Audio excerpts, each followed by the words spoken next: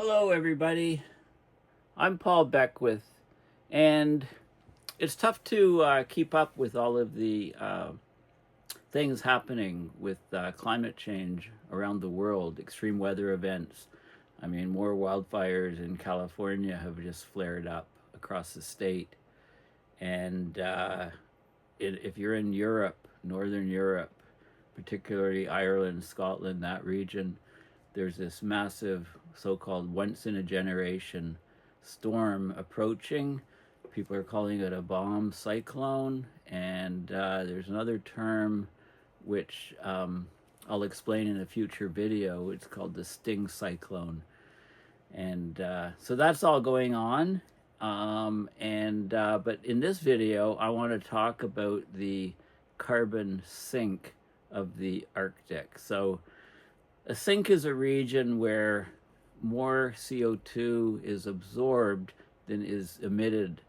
And so we're talking about rainforests being massive sinks, and the Arctic has generally been a sink for thousands of years. It's been a CO2 sink. And a new paper that was just published and reported on just a couple days ago shows that about a third of the Arctic-boreal region is now a source. It's no longer a sink.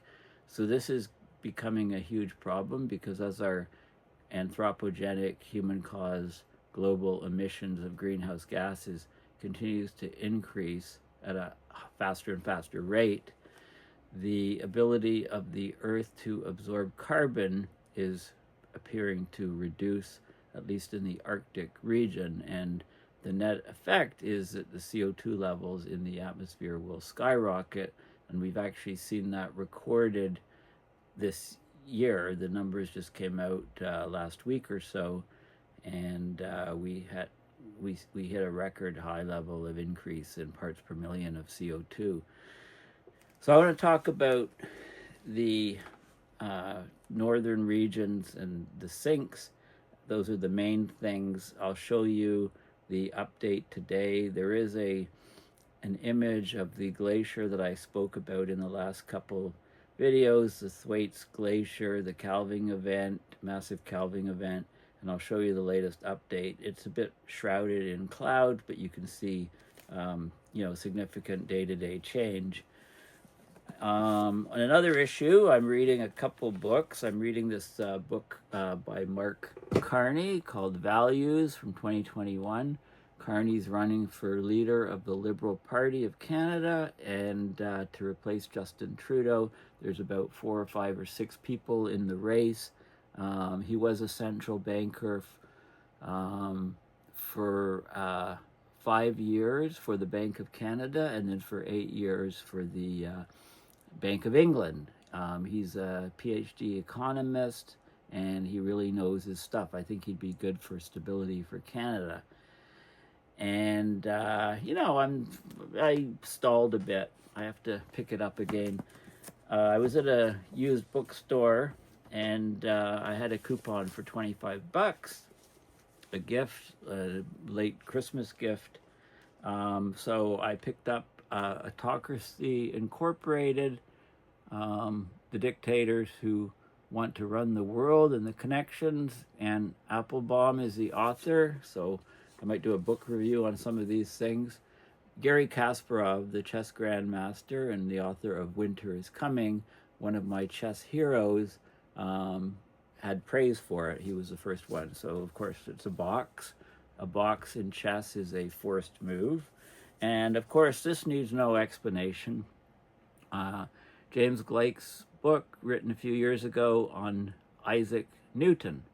So, I saw the title and I thought, okay, well, you can obviously see why I need to read all about my golden doodle dog namesake, Isaac Newton. Okay, so let's get into the details of what's happening. So this is the report here, or an article about it that just came out January 21st. Before I show you that, on Twitter, if you haven't watched my video you can go to YouTube and just watch my last couple of videos, and it shows the glacier here, you know, breaking up. And just to give you an update of that, let me move this over here. Okay, so that's okay. So this is what we have for today. This is January 23rd. I put you can create a comparison, which I did. So I'm comparing. This is a comparison from January 22nd, which I showed you, and you can scroll over and you can see and do a comparison. So you can see this chunk here. This part here has torn away. This gap here is widened, and you can see the whole thing. Actually, the whole thing is right here is the weak point, and it just kind of is tilting over that way.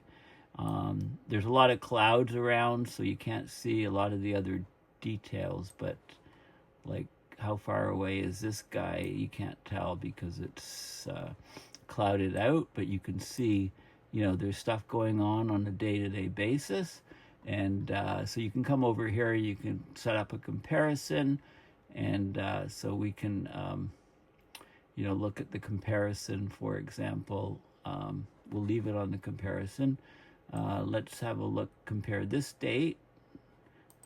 This is A, or A is today. So let's go A, and you can, so this is B, we can, B's here. You know, we can slide A along, and we can look at, actually I have to move this over. Okay, so I'm looking at what A is doing. Okay, so here we are. This was this guy here, and or you can even go back to before the crack appeared. Okay, so this is A, and then you can go to B, and you can look at this. So yeah, so this is, now I'm comparing, let's get this off. Okay, so now I'm comparing January 18th to January 22nd. So this was January 18th here, and this is January 22nd, 4 days later. Okay, so you can do detailed comparisons, and you can see how far this chunk here has actually moved in basically in 4 days. So you can move the slider, and anything to the right is January 22nd, anything to the left is January 18th. So it's a neat feature. And yeah, so I would highly recommend that you play around and look at the different layers and so on and see what's going on. So that's an update on the Thwaites Glacier. Okay, so what happened here? So after millennia as the CO2 sink, more than 1/3 of the Arctic-boreal region is now a source. So this is showing the northern permafrost region, the hash, and we have, it is comprised of the tundra, which is just small shrubs or very little plants, mosses, ferns, etc. In the brownish area, and in the greenish area is boreal forests. The northern forests, the boreal forests, are mostly coniferous forests like pine and fir and larch and things like that. We don't get deciduous trees up that far. So after millennia, as a carbon deep freezer for the planet, a carbon storage place, regional hotspots and increasingly frequent wildfires in the far north have nearly canceled out that critical storage capacity in the permafrost region, according to this new study published in Nature Climate Change. So it's the Woodwell Climate Research Center. Now, I thought that Jennifer Francis worked there, but I checked her Wikipedia page, and it doesn't indicate, I didn't see it mentioning the school. I don't know if it's updated, but you know, I always check and see what she's up to, because she's written some of the most significant papers on jet streams that I've seen. So it's good to keep her in mind for jet stream behavior, which is very important for what's happening in the storm that's about to hit Ireland now. Okay, so Anyway, this team found that a third, or 34% of the Arctic-boreal zone, or ABZ, is the treeless tundra, boreal forests, and wetlands that make up Earth's northern latitude, is now a source of carbon to the atmosphere. That balance sheet is made up of carbon dioxide uptake from plant photosynthesis in the summers and CO2 released to the atmosphere through both microbial, which is generating methane mostly, and plant respiration. So plants have, for photosynthesis, they absorb huge amounts of CO2, but at night they're respiring. They're giving off some CO2 back to the atmosphere. They also give off some during the day, but the net effect during the day, if it's sunny, is a huge absorption of CO2.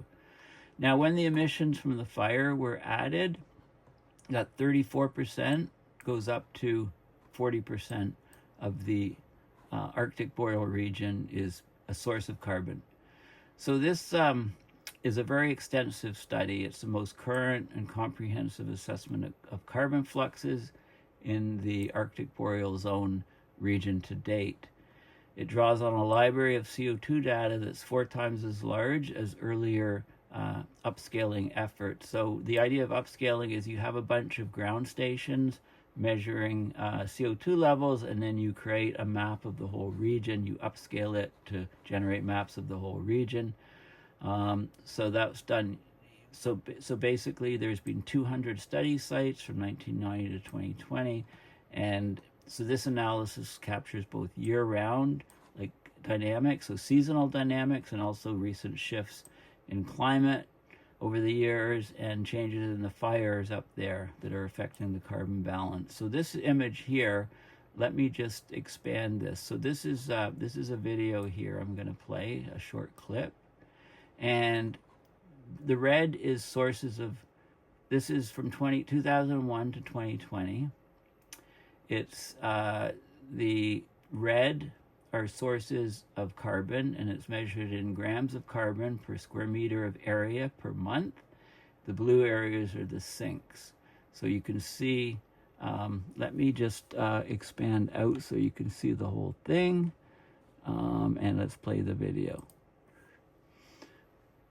So what you can see is, so this is different months. Okay, and you can see it's averaged over these over this time period, and you can see what's happening in the different months, basically. So let's go back. Okay, so red areas are sources, and so you can see in the summer months it turns blue, and in the winter months it's red. Let's just play it one more time. So January, February, March, April starts turning blue, May, June, July, August, September. September it's red again, October, November, December, red. Okay, so if you take averages over the whole year, then much of it is now becoming a source of CO2 rather than a sink. And this is very, very concerning because it can eventually dwarf all human emissions and rocket us up to a much warmer planet. So they wanted to develop the most current and comprehensive picture of carbon in the north. Carbon budgets for the north. They had to account for fire's growing carbon footprint. And they found that many northern ecosystems are still acting as CO2 sinks, but source regions, i.e. regions, hotspots that are emitting lots of carbon, CO2, and fires are canceling out much of that net uptake and reversing long-standing trends. Long-standing being for thousands of years. So basically land in the northern latitudes is breathing. You know, it absorbs gases during cold months. It emits or absorbs CO2. It's a sink, taking it out of the atmosphere in cold months and returning it to the atmosphere in warm months because of the vegetation. So they measured data on carbon fluxes in monitoring towers and chambers at various locations, and they looked at the overall data set So upscaling is a process by which these individual site-level readings are knitted together with climate, soil, and vegetation records to produce living maps of Earth's otherwise invisible exhalations and inhalations. So they tracked monthly data over 3 decades, and they looked for the why behind the trends. So carbon uptake in the summers has increased over 30 years. This is the greening effect, right? Warmer temperatures, more vegetation growing, more carbon uptake. But the carbon emissions that are being released from the tundra during the non-growing season months are actually overcoming the carbon emissions, the carbon uptake.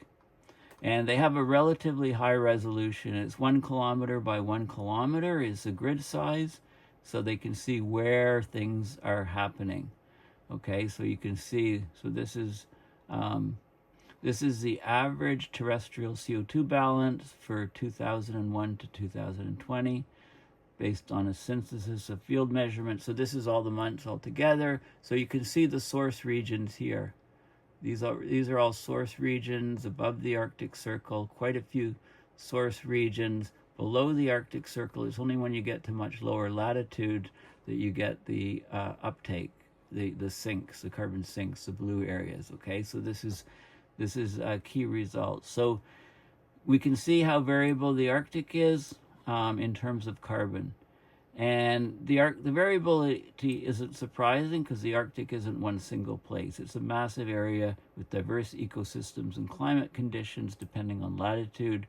So now we're tracking and mapping the carbon processes at a spatial resolution, 1 kilometer by 1 kilometer, that can reveal what's happening on the ground. So we're seeing longer growing seasons in the summer. We're seeing more microbial activity in winter, and that's shifting the trajectories of the carbon. It's shifting the dynamic. So basically, carbon budgets in the north are changing. The region's historically been a sink.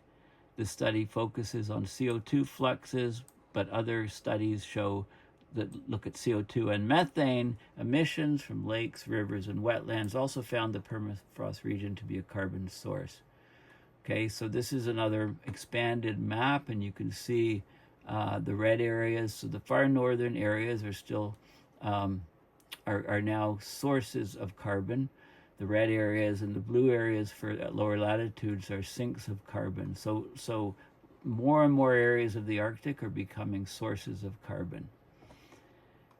Okay, so a warmer, greener Arctic does not reliably translate to more carbon storage, because warmer has meant emissions from permafrost thaw and greener thaw, and they're greener, there's more carbon to combust. So when the growth happens, if there's more fires, then there's more material to burn. So the study found that while about half of the region experienced greening, in which longer growing seasons and more vegetation means that more carbon can be photosynthesized and stored, only 12% of those greening pixels on the map showed an annual increasing uptake of CO2. Okay, so there's huge changes underway in the Arctic. So let's actually have a look at the peer-reviewed paper. Well, first of all, there's before I look at the peer-reviewed paper, this is an article from Permafrost Pathways, the Woodwell Climate Organization. Permafrost thaw is threatening Arctic communities and our global climate. So it shows you some of the data. This is 2022 current permafrost coverage that you see there in the green areas, and the projection under high emissions for 2070 is basically this. The permafrost, basically a lot of huge amounts, vast amounts vanish, and there's only a little bit north of the Arctic Circle and hovering around the Arctic Circle. All the stuff that's at lower latitudes has thawed out. So this is a big deal. And they show some images. Carbon emissions from permafrost thaw are expected to be anywhere from 30 to more than 150 billion tons. That's gigatons of carbon by 2100.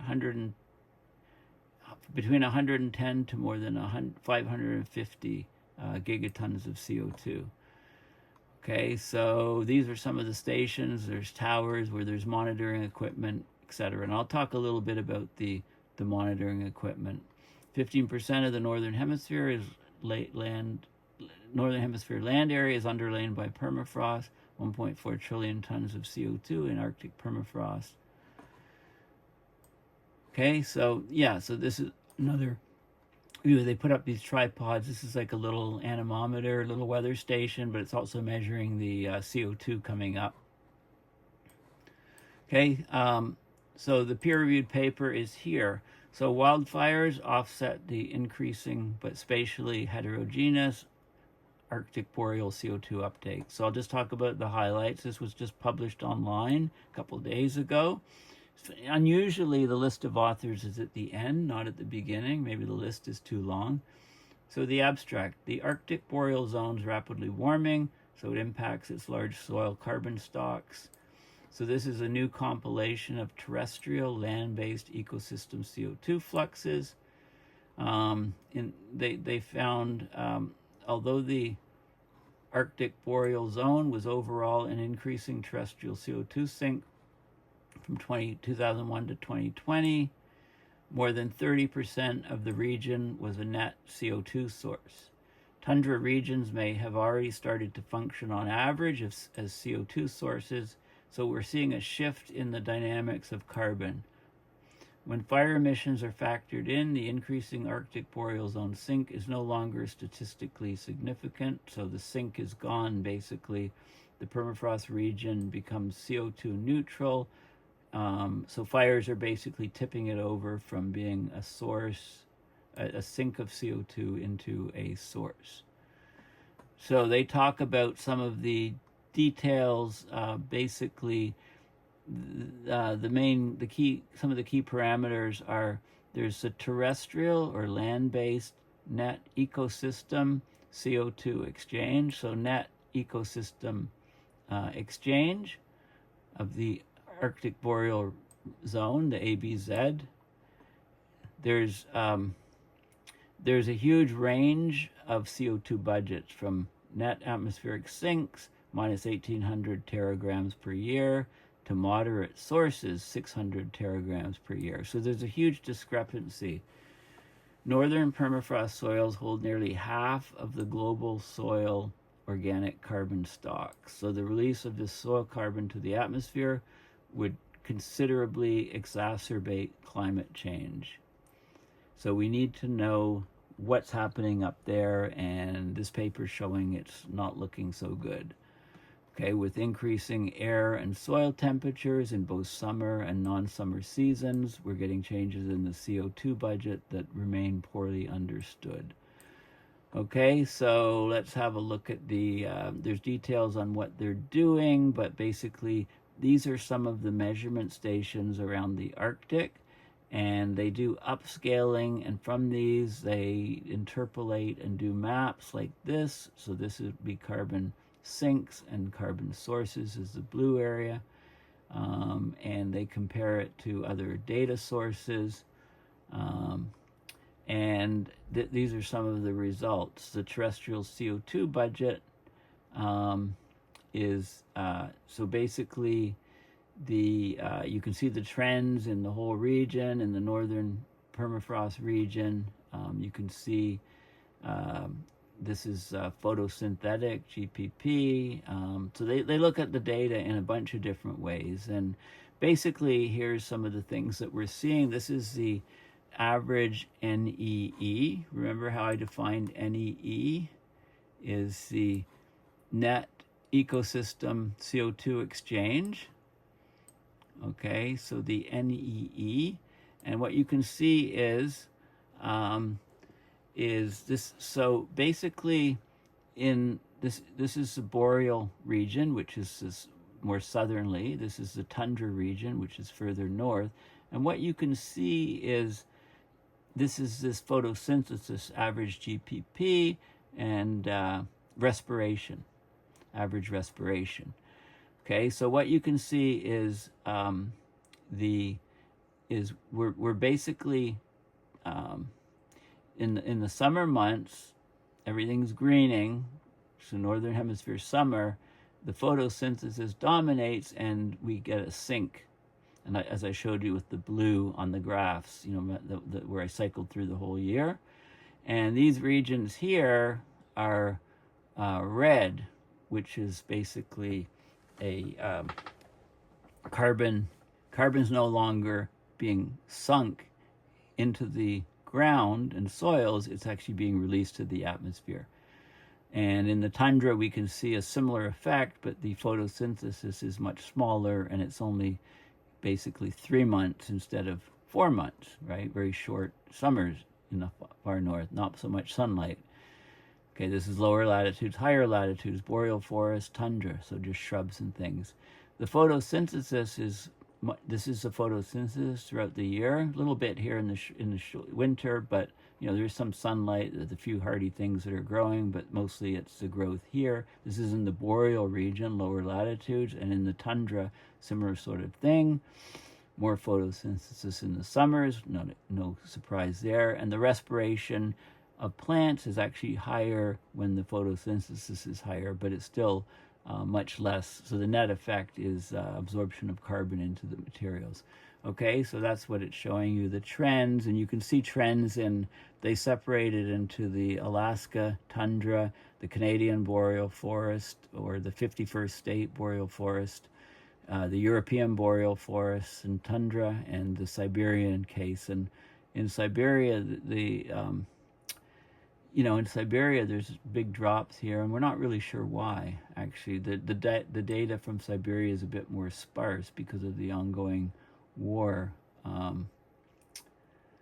Okay, so basically, fires, the region is still an important negative feedback to global warming, still a sink, but fires are changing that, bringing it more to neutral, bringing it above neutral so that it's actually emitting carbon in some regions. Okay, so very, very significant and important paper. It's open source. The link's in the description. There's also another paper which came out just in the first couple of days of this year. It's called Large Emissions of CO2 and Methane Due to Active Layer Warming in the Arctic Tundra. Now, the active layer is the layer that in the winter it's frozen, in the summer it's thawed. So it's a surface layer. So it's above the permafrost. So what do they say? Climate warming may accelerate decomposition of Arctic soil carbon, but few controlled experiments have manipulated the entire active layer. So they're very smart here. What they did is they wanted to see what would happen to the active layer if it warmed under different climate scenarios. So they wanted to measure the surface atmosphere fluxes of both CO2 and methane under anticipated end-of-century warming. So they said, well, it's going to be, say, at least 3.8 Celsius above, warming by end of century. So they put in heating rods in the active layer, and they warmed the active layer by 3.8 degrees Celsius to the depth of permafrost in the tundra near the Barrow region. It's Utqiagvik. Now, this used to be called Barrow, Alaska, and now it's got the First Nations name. So don't tell Mr. Trump, because he can't pronounce his name. He'll change it back to Barrow, probably. He's already talking about changing the mountain back to McKinley. So they measured the fluxes over 2 growing seasons. They showed that when you do the warming of the active layer, the respiration is 30% higher in the warm plots and in the control plots that weren't warmed. There's an observed temperature sensitivity, this Q factor of 2.8. And what it's showing is that the soils are going to warm a lot more and emit a lot more carbon than we expected. That's what they're finding. They're also finding that rapid snow melt, which is becoming a more common event, can result in large methane emissions that would have otherwise been oxidized to CO2. So that's the idea. If you get the active layer warming, you get the microbes starting to decompose, and there's methane release. So if there's a snow cover, that keeps the methane trapped for longer, allowing it to decompose and be oxidized to carbon dioxide. But with no snow cover, you're going to get more methane and less CO2, is what it's saying. So Arctic soils overlaying permafrost contain an estimated 900 petagram, that's 900 gigatons of organic carbon. Much of this carbon is thought to be protected against microbial decomposition by cold temperatures and could be mineralized to CO2 and transferred to the atmosphere with a warming climate. So warmer soils means that you get more microbes that decompose the organic material, producing methane from the Arctic soils. Okay, but they don't have good field results. Now, they're projecting, climate models are projecting 3.1 to 7.7 degrees Celsius of surface air warming over permafrost soils. So if the soils warm the top meter of the cryo soils, frozen soils like permafrost or so-called geosol soils, if they warm, they would warm by 3.2 to 5.8. So they tried heating it up by 3.8. They chose that number to heat it up, and they found that more. So basically, let's just look at the diagrams. This is the depth and the temperature differences. They found that there's a control experiment and the heating, and they found with the control, the blue throughout the year is here, and the heated conditions are resulting in more CO2 coming up and actually more methane. They tried it in 2 years, 2015, 2016, and this was just CO2 respiration. So they showed how, if it's hotter than in the soils, then there's more greenhouse gases coming out. And they looked, again, they compared, this is the control is the dots and the triangles are heated. They compared the different months, etc., and they found that the triangles were resulting in more CO2 flux coming out. I just wanted to show you, this is the site of Barrow, Alaska up here. This is a satellite image where you see these polygons, and this is the type of probe. So the diameter of this was 25 centimeters. An inch is 2.5 centimeters, so this is about 10 inches in diameter. Okay, and they stuck down the probe here. It went down the heater cable 50 centimeters, tube length 60 centimeters down here, and then they measured the temperature monitoring stuff here. And they put a little dome over here to capture the gases coming out, and they measured the gases coming out where there was no heating and where there was heating. Okay, and they could see how much, and they, as I mentioned in the abstract, 30% rise in gases coming out from the soils. So they put in various details of what they're doing here, and their modeling, etc. But anyway, the key thing is that warmer active layer, which is above the permafrost, means more CO2 and more methane. Numbers like 30% higher, and they actually used a Los Gatos Research ultra portable greenhouse gas analyzer. I don't know how much these things cost, but this is what I need to get to the COP, I think.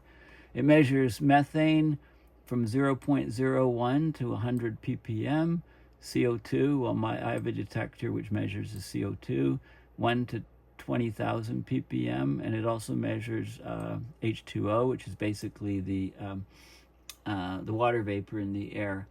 And there's lots of information on. So it uses an integrated cavity output spectroscopy, ICOS, cavity enhanced absorption spectroscopy. I did some similar stuff like this for my master's research, using these type of lasers to measure absorption spectra of various gases in the infrared. Nothing to do with climate change.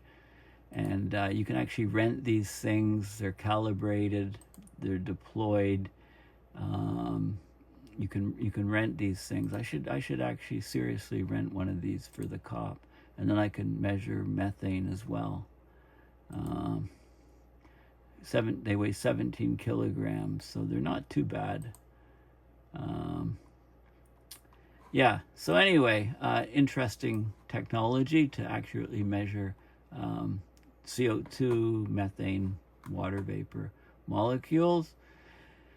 Yeah, so that's basically it. I wanted to talk about the Great Barrier Reef. We've 40% of individual corals monitored around this particular reef have been bleached by heat stress and damaged by flesh-eating disease. This is a recent article and paper that just came out on the Great Barrier Reef.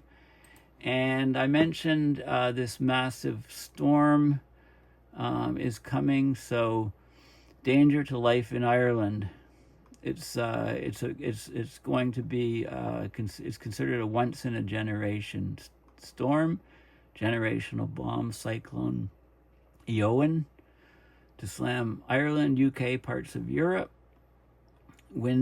Hurricane force wind gusts to 160 to 200 kilometers an hour.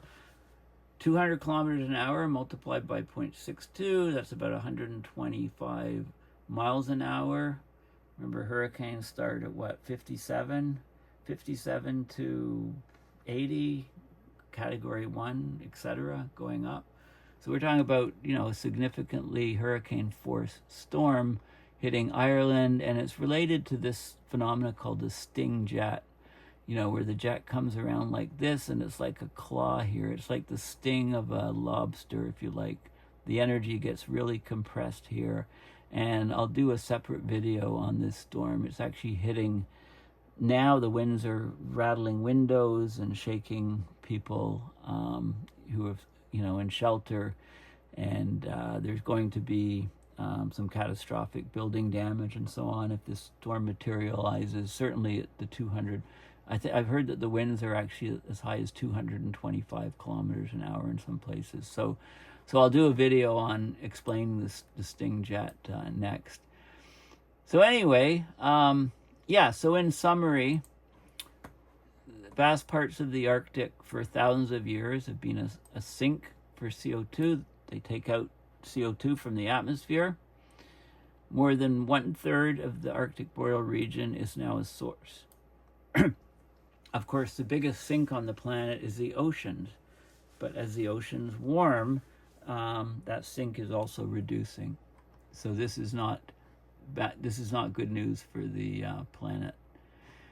Anyway, please consider going to paulbeckwith.net and donating at PayPal to support my research and many videos. Thanks again. Bye for now.